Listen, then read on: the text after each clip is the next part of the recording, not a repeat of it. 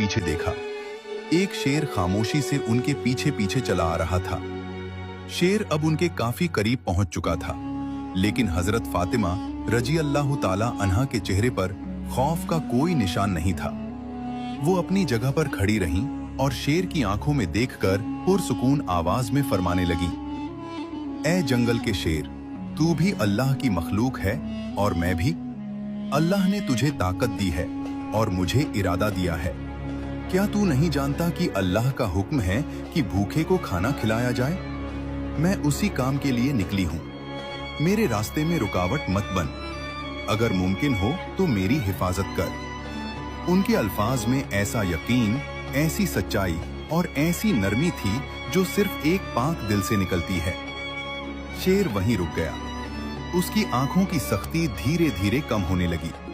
ऐसा महसूस हो रहा था जैसे वो हजरत फातिमा रजी अल्लाह ताला अन्हा की बात को समझ रहा हो।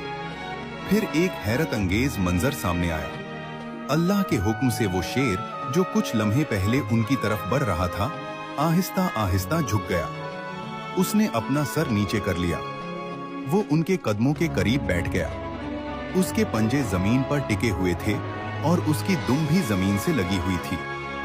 फिर उसने अदब से कहा, ए जन्नत की सरदार फातिमा, मेरा सलाम कबूल फरमाइए और मेरा सलाम रहमतुल लिल आलमीन हजरत मोहम्मद सल्लल्लाहु अलैहि वसल्लम तक भी पहुंचा दीजिए।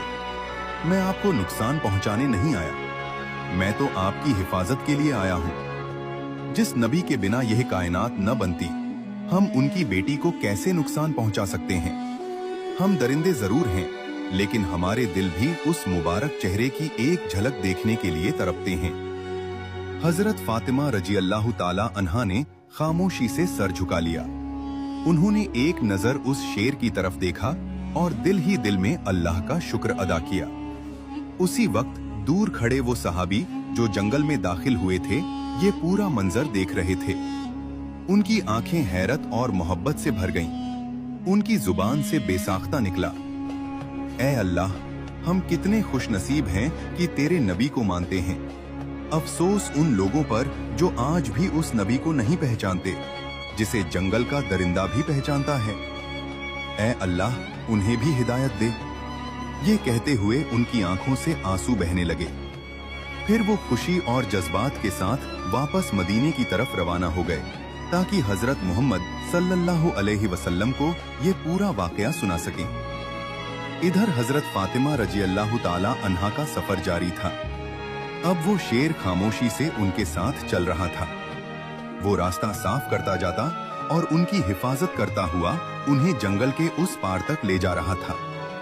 आखिरकार वो जंगल पार करके उस बीवा औरत की झोपड़ी तक पहुंच गई। झोपड़ी के अंदर वो बीवा औरत अपने रब से दुआ कर रही थी, ए अल्लाह, अब तो 3 दिन हो गए, मेरे चूल्हे में आग नहीं जली।